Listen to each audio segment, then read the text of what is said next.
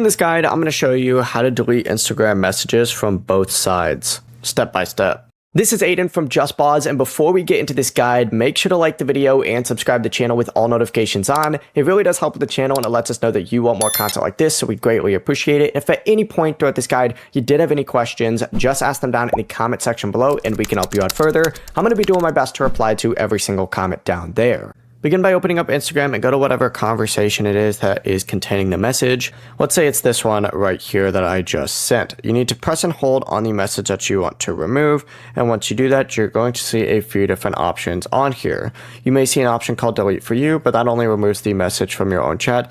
To delete it for both people, just tap on send and boom, just like that, the message is gone. Just repeat that for any other message it is that you want to remove. And once that message is unsent, it will be removed from the conversation for everyone. Before you do leave, make sure to like the video and subscribe to the channel with all notifications on. It really does help with the channel, and it lets us know that you want more content like this. We'd greatly appreciate it. And if at any point throughout this guide you did have any questions, just ask them down in the comment section below and we can help you out further. I'm going to be doing my best to reply to every single comment down there. Peace.